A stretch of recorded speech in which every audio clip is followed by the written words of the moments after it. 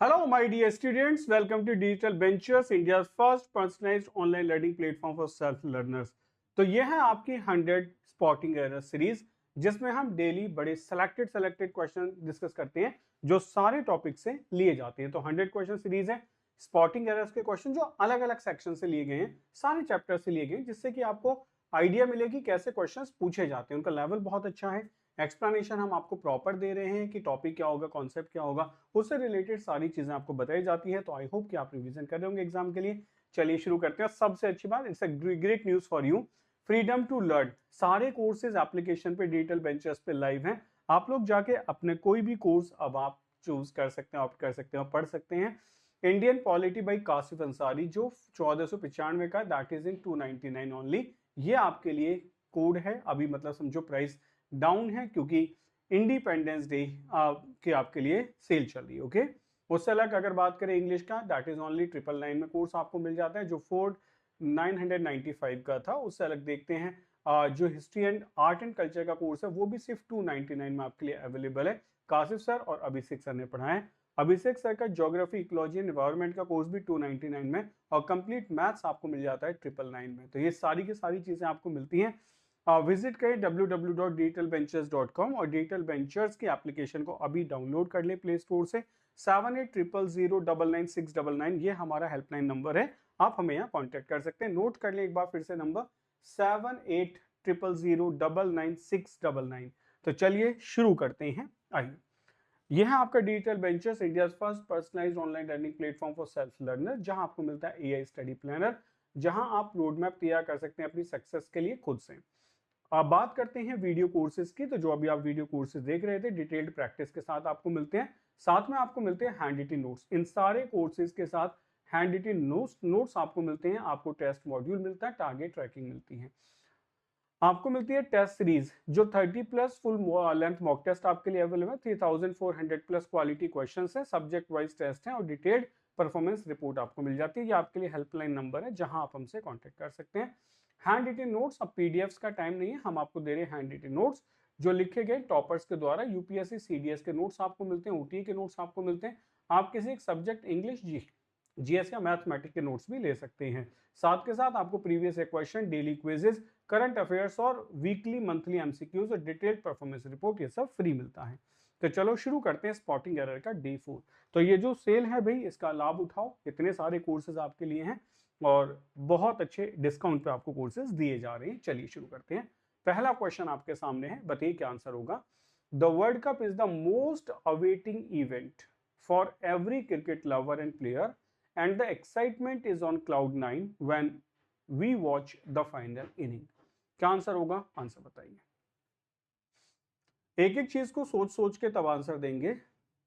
देखो, world cup जो है वो एक सीरीज का नाम है, तो आर्टिकल दा लगेगा the world cup is superlative degree the most awaiting event होगा। इवेंट क्या है, नाउन। किसके लिए, for every cricket lover. Every का यूज हम करते हैं सबके लिए, वन बाय वन जो भी है। तो एवरी क्रिकेट लवर, सारे क्रिकेट लवर्स के लिए, एंड किसके लिए, प्लेयर के लिए, जो खेलते हैं उनके लिए भी है। एंड द एक्साइटमेंट, अभी एक्साइटमेंट आर्टिकल दा की वजह से नाउन होगा, इज कहाँ है, ऑन क्लाउड 9। ऑन क्लाउड 9 का मतलब सबसे ऊपर होना, बहुत ज्यादा एक्साइटमेंट वाली कंडीशन में होना। कहते हैं ना, आई एम ऑन क्लाउड 9, मैं तो आजकल मतलब जमीन पे नहीं हूँ, आसमान में हूँ। ठीक है, बहुत खुश होना, बहुत एक्साइटेड होना। व्हेन, टाइम की बात करें, we watch the final inning. ठीक है, जब हम देखते हैं फाइनल इनिंग को, तो अगर हम देखें तो सेंटेंस जो है वो प्रेजेंट में लिखा गया है। इज है और क्या है बेटा, वॉच है। ये देखो, ये यहां से पता चला प्रेजेंट है, ये भी प्रेजेंट है और ये भी आपका प्रेजेंट ही है। तो ऐसे क्वेश्चंस को ब्रेक करने का तरीका ये होता है कि कभी कभी हम टाइम वर्ड से ब्रेक करते हैं, टाइम सही है, लेकिन यहाँ बड़ा अच्छा दिया गया द फाइनल इनिंग। ये इनिंग क्या होता है, जो नाउन होता है वो होता है INNINGS, इनिंग्स। ओके, अब इनिंग्स का सिंगुलर क्या होता है, यही सिंगुलर होता है और यही प्लूरल होता है। अगर आपको लिखना हो फर्स्ट, तो आप लिखेंगे इनिंग्स। ओके, और अगर आपको बोध भी लिखना है, दोनों, तो आप साथ बोध के साथ क्या लिखोगे, बोध के साथ आप लिखेंगे इनिंग्स, बोध इनिंग्स होगा। ठीक है, तो ये सीधा तरीका है। तो आप इसमें देखो, अगर आप चाहें तो एक एक पार्ट ऑफ स्पीच को आप ब्रेक कर सकते हो। कि जो वॉच है वो यहाँ क्या है, वर्ब है, वर्ब की कौन सी फॉर्म है, फर्स्ट फॉर्म होगी। व्हेन जो यूज किया गया है वो कंजंक्शन है और कंजंक्शन ऑफ टाइम होता है। अक्सर व्हेन के केसेस में बहुत सारे क्वेश्चन आपको देखने के लिए मिलते हैं। एक तो टाइम क्लॉजेस सेम होना चाहिए, ठीक है, पास्ट के साथ पास्ट आएगा, प्रेजेंट के साथ प्रेजेंट होगा और फ्यूचर के साथ फ्यूचर नहीं होगा, है ना, ऐसा होता है ना, फ्यूचर के साथ प्रेजेंट आता है। व्हेन के साथ कभी भी आप टाइम क्लॉज में विल और शैल नहीं लगाते, वहां सिंपल प्रेजेंट का यूज किया जाता है। तो ये हो गया, ठीक है, चलिए आगे बढ़ते हैं। तो आंसर किस पार्ट में हो गया, अगर मैं देखूं तो आंसर हुआ हमारा सी पार्ट में। और अगर कोई पूछे कि टॉपिक कौन सा था, हमने कहाँ पढ़ा होगा, तो टॉपिक आपने पढ़ा होगा ये नाउन, ठीक है। नाउन में एक नोट पढ़ाते हैं, कुछ नाउन सिंगुलर एंड प्लूरल होते हैं, ठीक है, वो ऐसे यूज किए जाते हैं। जैसे आपने इनिंग्स कह दिया, ठीक है, या फिर आपका फिश होगा, इनको आप जैसे चाहें वैसे यूज कर सकते हैं। नेक्स्ट आइए, नेक्स्ट क्वेश्चन है, board in the summer his mother did not have to buy warm clothes for him. क्या आंसर होगा बताइए। bored in the summer his mother did not have to buy warm clothes for him. okay? अब जैसा कि हमें देखना समझ आ गया कि वो गर्मियों में पैदा हुआ होगा, तो उसकी मदर को जरूरत नहीं पड़ी वार्म क्लोथ्स खरीदने के लिए उसके लिए, ठीक है। तो एक एक चीज समझ लेते हैं। पहले ये जो बोर्ड लिखा गया है ये वर्ब है, ठीक है। अब ये वर्ब है तो कोई तो पैदा हुआ होगा, हु वाज बोर्न। तो आप कहेंगे सर यहाँ से पता चल रहा है कि बाई फॉर हिम, ये जो कोई बच्चा है ये पैदा हुआ होगा। लेकिन जब हम पूछें कि ये बॉन्ड का यूज हुआ कैसे, तो आप कहेंगे तो यहाँ as a past participle use हुआ है। कैसे यूज हुआ है, पास्ट पार्टिसिपल, ठीक है। अगर ये पास्ट पार्टिसिपल है तो जो हिज मदर है ये सब्जेक्ट होगा किसका, डिड नॉट हैव का, इस वर्ब का। और जो सब्जेक्ट होता है मेन वर्ब का, वही पार्टिसिपल का भी सब्जेक्ट होता है। यानी कि इस सेंटेंस के हिसाब से उसकी जो मदर है ना, उसका जन्म समर में हुआ था, इसलिए उसकी मदर को अपने बच्चे के लिए कपड़े नहीं खरीदने पड़े। अब आप कहेंगे तो कंफ्यूजिंग हो गया। यही है डेंगलिंग पार्टिसिपल। यही क्या होता है, इसको हम कहते हैं डेंगलिंग पार्टिसिपल। इसको हम कहते हैं बच्चों क्या, डेंगलिंग पार्टिसिपल। और ये जो डेंगलिंग पार्टिसिपल होता है इसके अच्छे खासे क्वेश्चंस बनते हैं। अब इससे बचने का तरीका क्या है, इससे बचने का तरीका बहुत सिंपल होता है कि जब भी आपको पार्टिसिपल से कोई सेंटेंस शुरू होता दिखाई दे तो आप ऐसा करें कि उसका डूअर पहचान लें कि डूअर कौन है। अब डूअर तो पहचानने के लिए हमें हिम भी समझ आ रहा है, लेकिन डूअर वही होगा जो मेन वर्ब का डूअर होगा। जैसे दो सेंटेंसेस है, ये और क्लियर समझ आ जाएगा। अगर आपने कहा कि being a rainy day, being a rainy day I did not go out, ठीक है। और आपने कहा being a good man he helps everyone. ये दो सेंटेंसेस है, ठीक है। अब इनसे समझने की कोशिश करेंगे। मैंने कहा ये जो पार्टिसिपल लिखा गया है ये प्रेजेंट पार्टिसिपल है, यहाँ पास्ट भी हो सकता है, परफेक्ट भी हो सकता है, इससे कोई मतलब नहीं है, ठीक है। पार्टिसिपल लिखा गया। अब मुझे इस पार्टिसिपल का डूअर आइडेंटिफाई करना है। तो डूअर कौन होगा, जो हमारी ये क्लॉज लिखेगी, ये जो आपकी मेन क्लॉज लिखी गई है, ठीक है, जो पार्टिसिपल क्लॉज नहीं है दिस वन, इसका जो सब्जेक्ट होगा वही सब्जेक्ट होगा। तो मैंने देखा डिड नॉट का सब्जेक्ट कौन है, आई है, गो का, और हेल्प का सब्जेक्ट कौन है, ही है, ठीक है। तो बस आपको इस सब्जेक्ट को उठा के यहां रखना है, रख लिया ऐसे। अब इन दोनों सेंटेंस को पढ़ के देखते हैं। पहला कहता है, यहां लिख दिया ना, आई लिख देते हैं, आई। तो क्या लिखा, I being a rainy day I didn't go out. मैं बरसात का दिन था, मैं बाहर नहीं गया, सेंटेंस गलत हो गया। अगर मैं यहाँ ही लिख देता हूँ तो क्या बना, he being a good man he helps everyone. He being a good man, वह अच्छा आदमी है, वो सबकी मदद करता है। तो समझ क्या आ रहा है, समझ ये आ रहा है कि ये जो सेंटेंस है इसके लिए वर्ब का सब्जेक्ट है ही, लेकिन यहाँ नहीं है। तो ऐसे केसेस में आप क्या करोगे, अपने पास से एक सब्जेक्ट लगा दोगे, इट हो जाएगा। तो आपको कहना होगा it being a rainy day I didn't go out, यानी कि वहां पहले जो आपका पार्टिसिपल है उसका सब्जेक्ट गिवन नहीं है। तो ऐसे केसेस में सब्जेक्ट आप अपने पास से प्रोवाइड कर सकते हैं। तो इसको आप कहते हैं डेंगलिंग पार्टिसिपल, ठीक है। तो सेम यहाँ डेंगलिंग पार्टिसिपल है। अब कैसे करें, ठीक है ना। अब करना ऐसे होगा जैसा कि हम बता सकते हैं एग्जाम्पल, ठीक है। तो हमने लिखा, हम ऐसे लिख सकते हैं एज, ठीक है। अब ही लगा देते हैं और वॉज लगा देते हैं। अब ही कहाँ से आ गया, हम बच्चे की बात करें, देखो जिसके लिए हिम लिखा है तो उसके लिए ही आएगा। और हम वॉज क्यों लगा रहे हैं, क्योंकि ये सेंटेंस पास्ट में है तो उसको खरीदने ही नहीं पड़े थे। तो जब वो पास्ट में खरीदे नहीं तो पैदा भी तो पास्ट में ही हुआ होगा। तो as he was born in, as he is born नहीं होगा, क्योंकि पैदा अब हुआ है, कपड़े पहले खरीदने पड़ेंगे, ठीक है। तो as he was born in summer his mother did not have to buy warm clothes for him. एक तो बात यह है। अच्छा, एक क्लोथ्स को लेके भी क्वेश्चन बनता है, इसको भी नोट कर लेंगे। CLOTH जब आपका लिखा जाता है तो इसका मतलब होता है जिसको हम कहते हैं कपड़ा इन जर्नल, और ये होता है आपका मटेरियल, और ये मटेरियल होने की वजह से बन जाता है आपका अनकाउंटेबल नाउन। CLOTH जो होता है बेटा, ये अ पीस ऑफ क्लोथ भी होता है। अ पीस ऑफ क्लोथ, आपने कहीं कपड़े का टुकड़ा देखा, उसको आप कह सकते हो, लेकिन स्टिच नहीं होना चाहिए। जब आप कहते हो CLOTHS क्लोथ्स, तो ये क्या हो जाते हैं, ये पीसेस ऑफ क्लोथ्स हो जाते हैं, लेकिन ये भी आप याद रखेंगे कि ये सिले हुए नहीं होने चाहिए। और जब आप लिखते हो CLOTHES क्लोथ्स, तो इसके दो मतलब क्या है, ऐसे लिख लो STITCHED स्टिच्ड होगा, और क्या कह सकते हो, और आप इसको प्रॉपर ड्रेस कह सकते हो, ठीक है, इसके लिए यूज किया जाता है। तो आप इसको ऐसे सेंटेंस को बना सकते हैं, कोई दिक्कत नहीं है। तो वार्म क्लोथ्स का मतलब है वार्म ड्रेसेस, आगे समझ के इसको गर्म ड्रेसेस खरीदनी नहीं पड़ेंगी। चलो नेक्स्ट क्वेश्चन ट्राई करते हैं, नेक्स्ट आइए। In a newly opened restaurant I was offered a bowl of steamed hot soup. क्या आंसर होगा बताओ।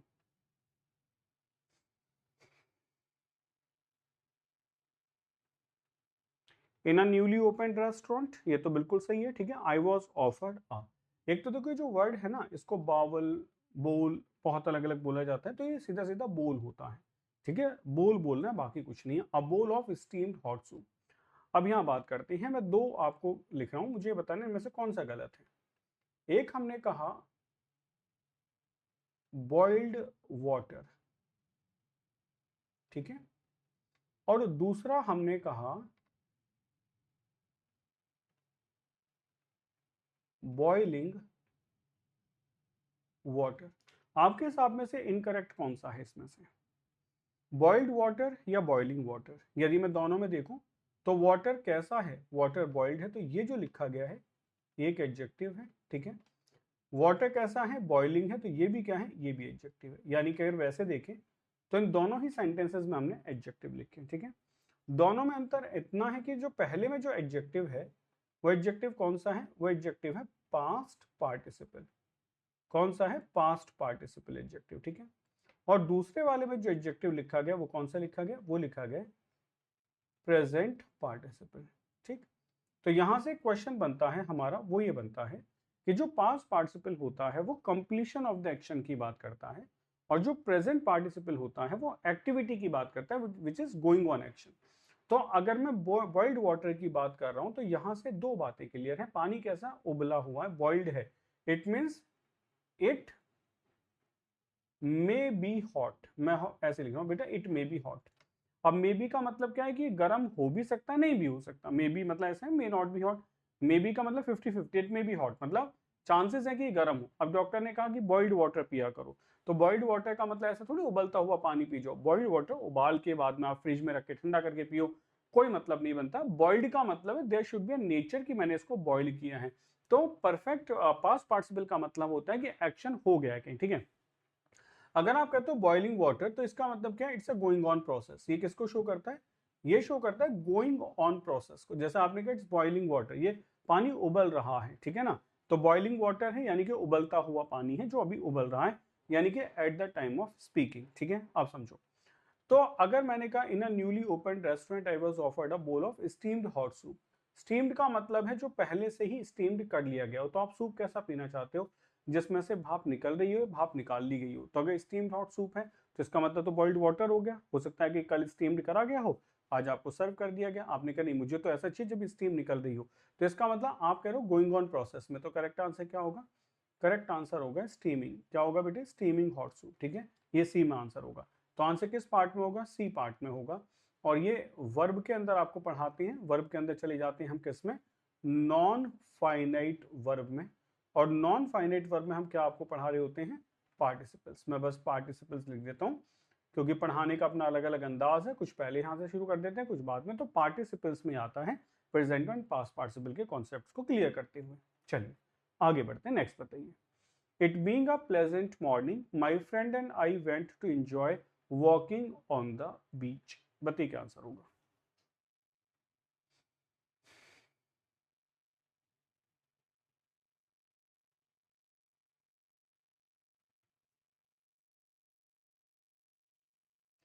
देखो सेंटेंस की शुरुआत हुई है इट बीइंग से, it being a pleasant morning. क्यों हुआ?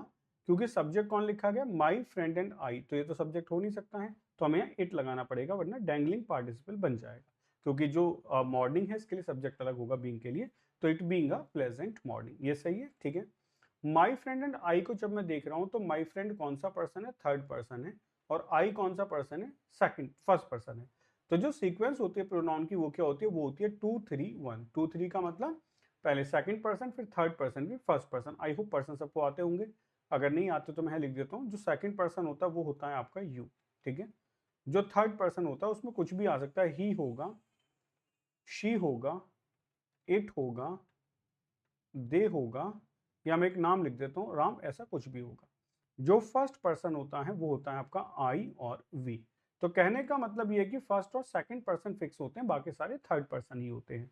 तो 2 3 1 की सीक्वेंस बनती है, ठीक है। अगर हम इसको पेयर में ब्रेक करेंगे तो 2 3 बन जाएगा, ठीक है, 2 1 बन जाएगा और 3 1 बन जाएगा। मतलब इससे ज्यादा फैक्टर्स आप इसके बना ही नहीं सकते हो, या तो 2 3 1 होगा, 2 3 होगा, 2 1 होगा, 3 1 होगा। अब कन्फेशन वाली बात अलग है, और बहुत सारे रूल्स होते हैं, तो वो एक अलग सेक्शन बन जाता है।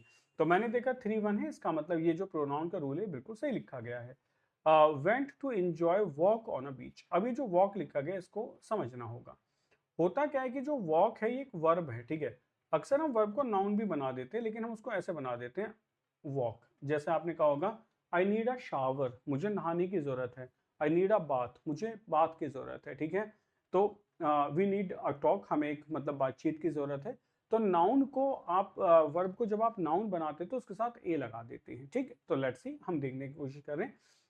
To enjoy what? To enjoy walk तो होगा नहीं, टू एंजॉय वॉट, क्योंकि एंजॉय क्या है? एक वर्ब है, और ये वर्ब कैसी होती है? ट्रांजिटिव वर्ब होती है। तो यहाँ इसका ऑब्जेक्ट आना चाहिए, और जो भी ऑब्जेक्ट होगा वो इधर it should be a noun और प्रोनाउन, ठीक है। तो अब देखते जाना, मैंने कह दिया अ वॉक होगा, तो बिल्कुल सही बन गया। मतलब यहाँ तक सेंटेंस सही है ना, ये हमने नाउन बना दिया। तो हमने कहा my friend and I went to enjoy a walk on the beach, एक वॉक एंजॉय किया, ठीक है ना। uh, अगर मैं चाहूं तो इसको एक और तरीके से लिख सकता हूं, मैं लिख सकता हूं वॉकिंग। अब ये वॉकिंग क्या होगा? ये जो वॉकिंग होगा ये बनेगा बच्चों आपका जेरेंट, ये बन जाएगा Geraint.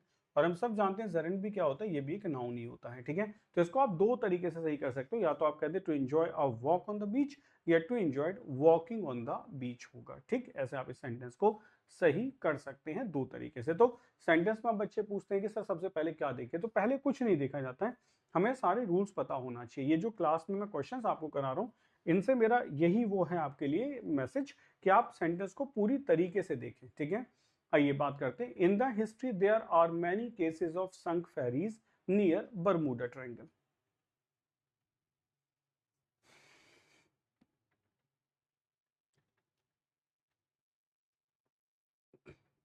In the history there are many cases of sunk ferries near Bermuda Triangle, ठीक है। चलिए शुरू करें, देखिए। इन द हिस्ट्री में तो कोई दिक्कत है ही नहीं। देयर आर मैनी केसेस, अब देयर की बात करते हैं। जो देयर होता है वो आपका डमी प्रोनाउन होता है, ठीक है, डमी प्रोनाउन होता है। तो डमी प्रोनाउन का मतलब यह है कि इसके हिसाब से कभी वर्ब नहीं आती है। जैसे आपने कहा there is a good novel in the market, market में नया आई बहुत अच्छा नॉवल आया, ठीक है। फिर आपने कहा there are many good novels in my room, मेरे कमरे में तो बहुत सारे अच्छे नॉवेल्स है, ठीक है। तो देयर की कोई वर्ब ही नहीं है। जब आपने देयर लगाया तो यहाँ भी देयर लगाया, लेकिन यहाँ नॉवल सिंगुलर है तो इज लगा दिए हो, नॉवेल्स प्लूरल हैं तो आर लगा दिए, ठीक है। तो there are many good novels in my room होगा, there is a good novel in the market होगा, ठीक, सही है। तो in the history there are many cases of sunk ferries near Bermuda Triangle, ठीक। तो इसका मतलब आर बिल्कुल सही है, क्योंकि हम किसकी बात करें? मैनी केसेस की बात करें। ऑफ किसके? प्रपोजिशन है, तो फेरीज क्या है? फेरीज नाउन हो गए, ठीक है। अभी जो संक क्या होगा? फिर तो एडजेक्टिव बना, सही है ना। कौन सी फेरीज? What kind of. भाई अगर मैं फेरीज से पूछता हूँ व्हाट काइंड ऑफ, किस प्रकार की फेरीज की आप बात कर रहे हो, तो व्हाट काइंड ऑफ का आंसर कौन देता है? हमेशा एडजेक्टिव देता है। नियर कहाँ, बरमूडा ट्रायंगल। अब ये जो संख है इसका कॉन्सेप्ट समझते हैं ये क्या है। देखिए हमारा जो पास्ट पार्टिसिपल होता है वो क्या होता है, हम ये कहते हैं हमारा जो पास्ट पार्टिसिपल है वो वर्ब की हमेशा थर्ड फॉर्म होता है। ठीक, क्लियर है। सॉरी, जैसे हमने कहा ब्लूम, सेकंड फॉर्म हो गया ब्लूम्ड और थर्ड फॉर्म हो गया ब्लूम्ड। ठीक है, तो ये तो हम बना देते हैं, ब्लूम्ड फ्लावर होगा। लेकिन आप ये बताओ, कभी आपने देखा होगा, अगर आपने पढ़ा हो तो आपने पढ़ा होगा सिंक होता है, सेकंड फॉर्म SAN के सैंक होता है, और थर्ड फॉर्म संक होता है। ठीक है, ये थर्ड फॉर्म है। लेकिन यही कभी कभी आपने देखा होगा SUNKEN संकन लिखा रहता है। तो सिंक, सैंक, संक और संकन होगा। अब संकन क्या है वो समझते हैं। अगर आपको कोई भी पास्ट पार्टिसिपल वर्ब की थर्ड फॉर्म को जब एडजेक्टिव बनाना, ध्यान से सुनना, अगर मैं कहता हूं boat has been sink, sank, sunk, boat डूब चुकी है। ठीक है, तो बोट हैज संक, सॉरी ऐसे लिख देते हैं। ठीक है, डुबाई नहीं है, बोट हैज संक, डूब गई। ठीक है, तो ये बिल्कुल सीधी सी बात है, बोट हैज संक, बोट डूब गई है, वर्ब की थर्ड फॉर्म है। लेकिन हमने संकन कब लगाया, जब हम उसको एडजेक्टिव बना रहे। तो हमेशा याद रखेंगे जब भी आप पास्ट पार्टिसिपल को वर्ब की थर्ड फॉर्म को एज एन एडजेक्टिव यूज करेंगे तो उसके बाद में ed या en लगा होना चाहिए। ठीक है, जैसे आपने कहा ब्लूम्ड होगा, अगर आप बात करें लर्न की, LEARN लर्न, सेकेंड फॉर्म क्या होती है, LEARNT लर्न होगा, LEARNT होगा, और ING वो क्या होगा, LEARNED लर्निड होगा। ऐसे आपने अक्सर देखा होगा गैट होता है, सेकंड फॉर्म क्या होती है, गॉट होती है, थर्ड फॉर्म क्या होती है, गॉट होती है, और पार्टिसिपल क्या बनता है, गॉटन, GOTTEN, गॉटन बनता है। ठीक है, अब आपको कंफ्यूजन दूर हो गया। तो यहाँ पर संक नहीं आएगा, क्या आएगा, it should be SUNKEN, sunken ferry होगा, ये आंसर बनेगा। नेक्स्ट आइए, they say that many politicians will be and have been appreciating the deeds of Indian Army in Jammu and Kashmir। बताइए क्या आंसर होगा।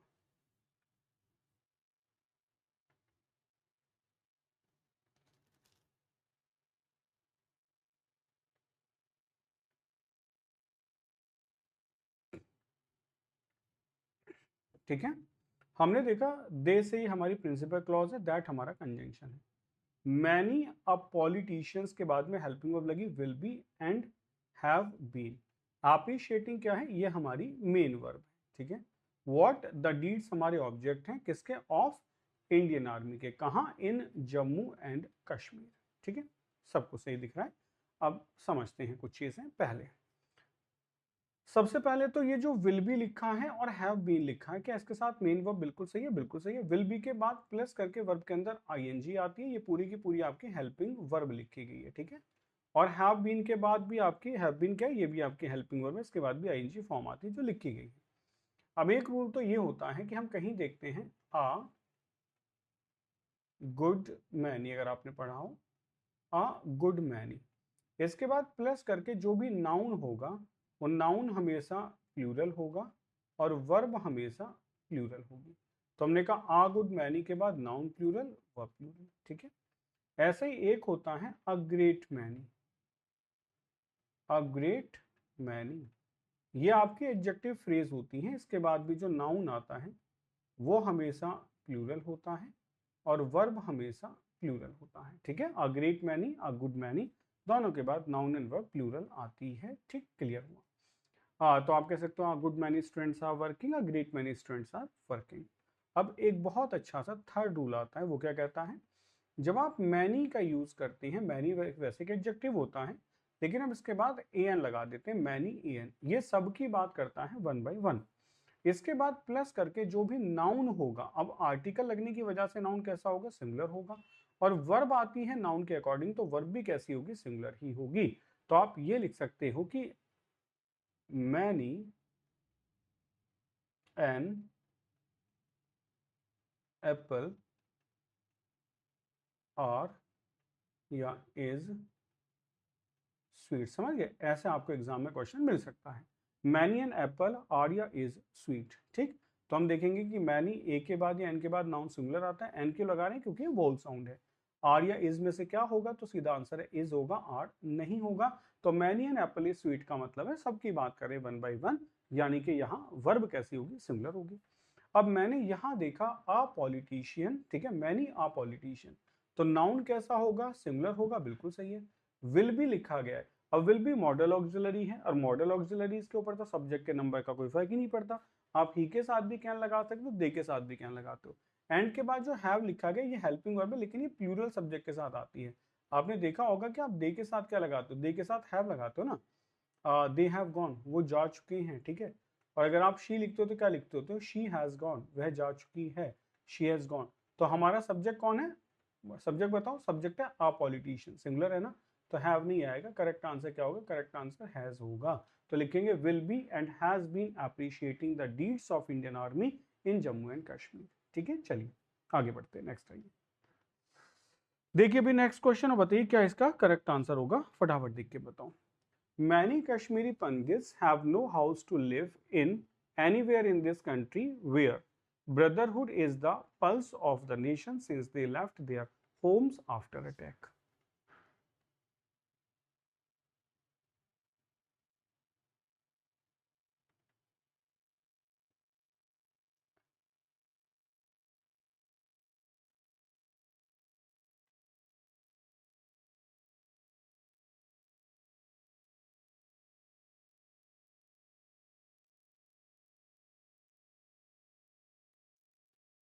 चलिए शुरू करते हैं। देखो, many Kashmiri pandits have, plural है तो प्लूरल ही आएगा। नो हाउसेस टू लिव, अब हाउसेस क्यों कह दिया, क्योंकि बिल्डिंग, देखो ये याद रखना, ये जो हाउस होता है दो तरीके से डिफरेंस समझते हैं, हाउस एंड होम का। ठीक है, हाउस का मतलब होता है जिसे हम कहते हैं बिल्डिंग, जहां कोई रहता नहीं है, ठीक है। और होम मतलब वेयर पीपल लिव, जहां लोग रहते हैं। ये तो एक बड़ी प्यारी कोटेशन है, उससे क्लियर हो जाता है कि house is made by hands, house is built by hands कह सकते हैं, और जो होम है इज मेड बाय हार्ट्स, उसमें दिल लगते हैं, यानी कि रिश्ते बनाते हैं, ठीक है, ये अंतर हो गया। वैसे दूसरा अगर हम ग्रामेटिकली बात करें तो हाउस जो होता है वो सिर्फ एक नाउन होता है, लेकिन होम के दो पार्ट ऑफ स्पीच होते हैं, ये नाउन भी होता है और ये एडवर्ब भी होता है, ठीक है। तो ये डिफरेंस हो गया इस हिसाब से। तो हमने कहा many Kashmiri pandits have no house to live in anywhere in this country where brotherhood is the pulse of nation since they left their homes after attack. भाई कब से उनके पास घर नहीं है, सिंस जब से, they left their homes after attack, जब से अटैक के बाद उन्होंने घर छोड़े हैं। तो इसको हमें एक तरीके से समझना पड़ेगा सेंटेंस को। देखो, आपने कहा he lives here, he lives here since 2010, हमने एक टाइम दे दिया, ठीक है। दूसरा, he lives here since he faced some problems, जब से उसने कुछ प्रॉब्लम्स को फेस किया है तब से, ठीक है। अब इन दोनों सेंटेंस को यदि मैं देखूं तो बड़ा सीधा तरीका इस मेरे सामने आता है। ही लिव्स हियर सेंटेंस बिल्कुल सही है, प्रेजेंट इंडेफिनिट, पहले भी रहता था, अब भी रहता, आगे भी रहेगा। लेकिन सिंस 2010 मुझे बताता है 2010 से रह रहा है। तो जब कंप्लीशन ऑफ एक्शन आ जाता है तो सेंटेंस हमेशा परफेक्ट में लिखा जाता है, और परफेक्ट का मतलब होता है हैज ऑफ के साथ वर्ब की third form.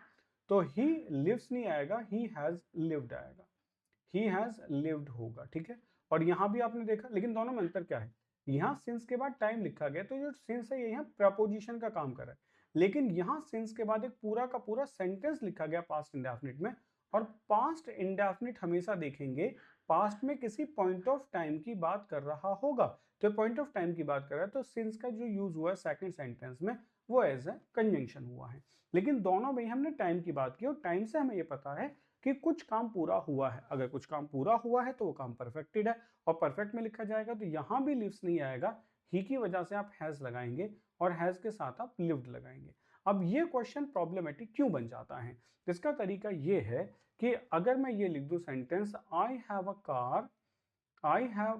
Car since I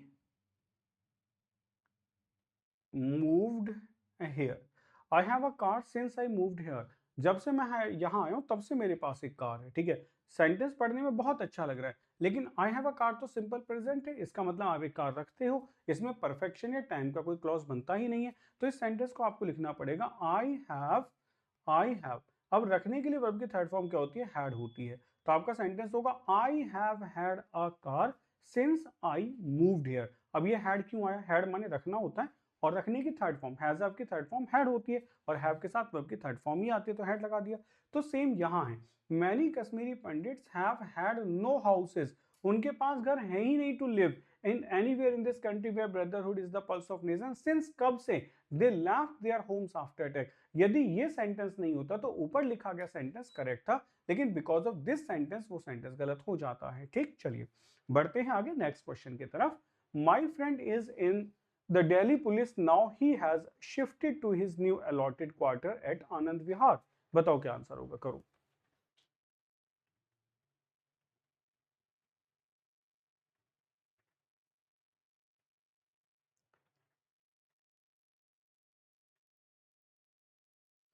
हाँ देखिए, माई फ्रेंड कहाँ है? इज है इन द दिल्ली पुलिस। ठीक है, नाउ अब वो वहां है। He has shifted to his new allotted quarter at Anand Vihar. अब जरा क्वार्टर का कॉन्सेप्ट समझते हैं। ये जो वर्ड होता है QUARTER, क्वार्टर, इसका मतलब क्या होता है? इसका मतलब होता है 1/4। सही है, तो इसका मतलब इसका प्लूरल भी बन सकता है QUARTERS, क्वार्टर्स। इसका मतलब क्या हो जाएगा? आपने कहा 2/1/4। अब सही है, 2 1 4 बनेंगे, ठीक है ना? ये आपके 2/1/4 है, आपके पास 2 क्वार्टर हैं, तो आपने कहा I have 2 quarters, I have a quarter, आप ऐसे कह सकते हो। ठीक, अब क्या आता है? अब बात आता है, एक वर्ड होता है QUARTERS, क्वार्टर्स। मतलब क्वार्टर वर्ड का जो सिंगुलर होता है वो एक ही होता है, लेकिन क्वार्टर वर्ड के प्लूरल दो होते हैं। एक तो ये वाला होता है जो 1/4 की बात करता है, और दूसरा ये वाला होता है क्वार्टर्स, जो किसकी बात कर रहा है बेटा? समझ लो, जो बात कर रहा है किसकी, समझेंगे। जो बात कर रहा है बेटा, वो जो क्वार्टर्स होते हैं ना, जो होम मिलते हैं बिल्डिंग में, ठीक है, किसको दिए जाते हैं? अक्सर पुलिस वालों को दिए जाते हैं, अक्सर आर्मी को अलॉटेड होते हैं। ठीक है, इनको हम क्वार्टर्स कहते हैं। Okay, they are living in quarters. अक्सर आर्मी को दे दिए जाते हैं, पुलिस वालों को दिए जाते हैं, कुछ और लोगों को दे दिए जाते हैं एक साथ रहने के लिए, तो उसको हम क्वार्टर्स कहते हैं। तो सेम अलॉटेड क्वार्टर्स होगा, इट्स नॉट क्वार्टर। ठीक है, रहने की जगह, प्लेस टू लिव इन, उसको क्वार्टर्स कहा जाता है, क्वार्टर कभी नहीं कहा जाता, ये याद करना था। ठीक, नेक्स्ट आइए। नेक्स्ट है, mother asked her daughter if she would help her to cookies in kitchen the previous day. बताइए क्या आंसर होगा।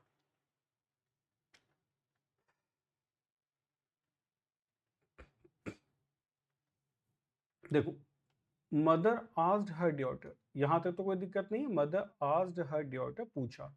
इफ क्या हो गया? इफ कंजंक्शन हो गया, जब आपने पूछा है, अगले वाला सेंटेंस इंटेरोगेटिव होगा। शी वुड हेल्प हर, क्या वो मदद करेगी? To cookies in kitchen the previous day. अब इस क्वेश्चन को हम समझते हैं कि गड़बड़ कहाँ से होती है। गड़बड़ यहां से शुरुआत होती है, एक सेंटेंस लिख के बताता हूं। हम एक सेंटेंस बताते हैं बेयर इन्फिनेटिव में, जैसे आपने कहा I helped him to write a letter. ठीक, मैंने उसकी मदद करी लेटर लिखने में, I help him to write a letter. ठीक, अब him to write a letter में टू राइट नहीं आएगा, गलत हो गया। करेक्ट आंसर क्या है? करेक्ट आंसर राइट होगा। तो ये रूल है जो आपको अब याद आ गया होगा, ये कहलाता है बेयर इन्फिनेटिव का रूल। तो हम ये बता देते हैं कि कभी भी अगर आपकी वर्ब आती हो, हेल्प है, मेक है, सी है, नोटिस है, या हेल्प है। इनके बाद बेयर इन्फिनेटिव आता है, ठीक है, इनके बाद बेयर इन्फिनेटिव आता है। एक आपकी होती है लेट, लेट के बाद तो सबको रटे रहता है, लेट मी गो होता है, लेट मी टू गो नहीं होता, ठीक। इन्फिनेटिव आता है बेयर इन्फिनेटिव, तो हम उसमें बताते हैं टू नहीं आएगा, तो बच्चे टू हटा देते हैं। अब जब टू हटा देते हैं तो क्वेश्चन पे आते हैं। Mother asked her daughter if she would help her, help के बाद हर आ गया, अब आ गया टू कुकीज। अब बच्चा क्या करता है, जल्दबाजी में इस टू को हटा के आता है, क्योंकि टीचर ने रटा दिया होता है कि टू के बाद, हेल्प के बाद टू नहीं आता। अब हम ये भूल जाते हैं कि क्या आता है क्या नहीं आता है। कहने का मतलब ये कि हेल्प के बाद इन्फिनेटिव विदाउट टू आता है, और इन्फिनेटिव का मतलब होता है टू प्लस वर्ब की फर्स्ट फॉर्म। इसको मैं कहता हूं इन्फिनेटिव। क्या कहता हूं बच्चों में, इसको मैं कहता हूं इन्फिनेटिव, पता है ना। लेकिन जब मैं इसमें से टू हटा देता हूं, वर्ब की फर्स्ट फॉर्म को यदि मैं यूज करता हूं, तो मैं इसको कहता हूं बेयर इन्फिनेटिव। बेयर इन्फिनेटिव, देखो सब शब्दों का फर्क है। आपको इंग्लिश रटाई कैसे जाती है, रटाई जाती है ये कह के कि हेल्प के बाद कभी टू नहीं आता, ठीक है, तो आप रट लेते हो, लेकिन ये नहीं बताते कि इन्फिनेटिव की जगह बेयर इन्फिनेटिव आता है। अब क्वेश्चन ये है कि टू के बाद जो कुकीज लिखा है, कुकीज तो नाउन होगा, यानी कि सेंटेंस ये है। अगर मैं इसको ऐसे लिख दूं, I helped him to notes, यानी कि मैंने उसकी नोट्स में मदद करी। I helped him to notes, समझ पा रहे हो। नोट्स का मतलब जैसे I help you to room, मैंने तुम्हारी कमरे में मदद करी, अब कमरे को अरेंज करने में, पेंट करने में, वॉट जो भी है। तो अगर आपका वहां नाउन लिखा हुआ है तो टू आएगा, वर्ब लिखा है तब वो बेयर इन्फिनेटिव होगा। तो टू कुकीज नाउन है, इसका मतलब ये सेंटेंस नो एरर होगा, इसमें कोई गलती नहीं है। आगे बढ़ते हैं, नेक्स्ट क्वेश्चन देखते हैं। Nowadays, you will find everybody saying that it is the much best comedy serial which was ever made in the history of Sony TV. बताइए क्या आंसर होगा।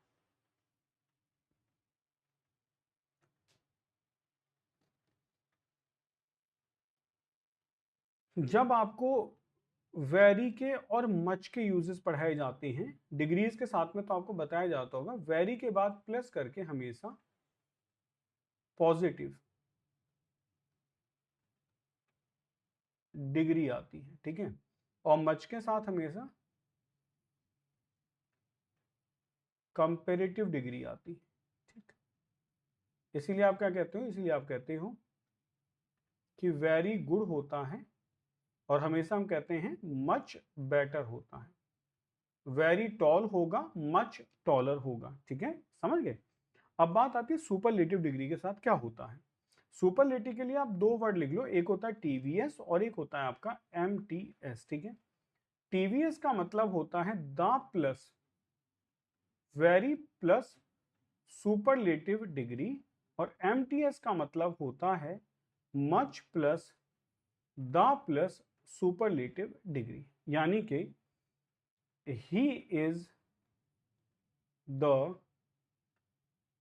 वेरी बेस्ट स्टूडेंट होगा, और he is much the best student होगा, सही है।